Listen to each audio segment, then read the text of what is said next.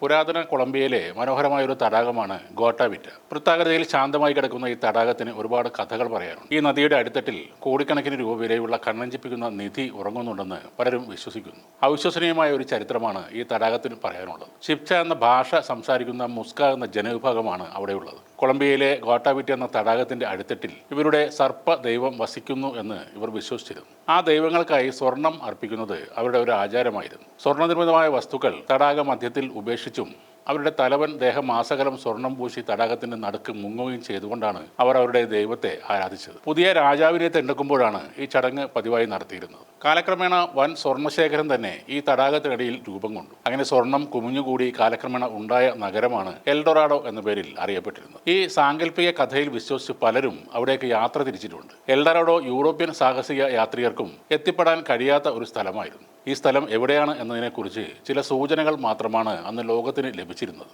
സമ്പന്ന രാജ്യമായ ഇന്ത്യ തേടി ഇറങ്ങിയ കൊളംബസ് അക്കാലത്ത് എത്തപ്പെട്ടത് അമേരിക്കയിലാണ്. ആ കഥയൊക്കെ കേട്ട സാഹസികരായ ചില യാത്രികർ ഇന്ത്യൻ രാജാക്കന്മാരുടെ സ്വർണ്ണ നഗരം തേടിയിറങ്ങി അവസാനം എത്തിയത് സൗത്ത് അമേരിക്കയിലാണ്. എൽഡോറാഡോ കണ്ടെത്താൻ ഇറങ്ങിത്തിരിച്ച നിരവധി പേർ ഈ ശ്രമത്തിനിടയിൽ മരിച്ചു വീണിട്ടുണ്ട്. 2 നൂറ്റാണ്ടുകളോളമാണ് ഖനനങ്ങളും പരിവേഷണങ്ങളും തുടർന്നത്. 1540 ഗോൺസാലോ പിസാരോ എന്ന സാഹസികനായ ഭരണാധികാരി 500ഓളം പട്ടാളക്കാരും 1000ഓളം ജോലിക്കാരുമായി എൽഡോറാഡോ കണ്ടെത്താനുള്ള അന്വേഷണം ആരംഭിച്ചു. പട്ടിണിയും രോഗവും തദ്ദേശവാസികളുടെ ആക്രമണവും മൂലം അവർ ആ ശ്രമത്തിൽ പരാജയപ്പെടുകയും ചെയ്തു. 16ഉം 17ഉം നൂറ്റാണ്ടുകളിലും ഈ നഗരം ചരിത്രകാരന്മാരെയും ധനമോഹികളെയും കൊതിപ്പിച്ചുകൊണ്ടേയിരുന്നു. മഞ്ഞലോഹത്തിനായുള്ള അന്വേഷണത്തിനിടയിൽ നിരവധി പേർക്ക് വിലയായി കൊടുക്കേണ്ടി വന്നത് സ്വന്തം ജീവിതം തന്നെയാണ്. 1595 സർ വാൾട്ടർ റാലി ഈ നഗരം അന്വേഷിച്ചു വന്നു. എന്നാൽ ഒരിൻകോ നദിക്കരയിലാണ് അദ്ദേഹം എത്തിച്ചേർന്നത്. മനാവ എന്ന നഗരമായിരിക്കും എൽഡോറാഡോ എന്നാണ് വാൾട്ടർ സംശയിച്ചത്. പക്ഷേ ഒരിക്കലും അദ്ദേഹത്തിനും ഈ നഗരം കണ്ടുപിടിക്കാൻ കഴിഞ്ഞില്ല. പിന്നീട് 1617 വാൾട്ടർ റാലി ജൂനിയർ ഈ നഗരം തിരക്കിയെത്തി. സർ വാൾട്ടർ റാലി അപ്പോഴേക്കും വാർദ്ധക്യത്തിലെത്തിയിരുന്നു. മാപ്പുകൾ എല്ലാം പരതി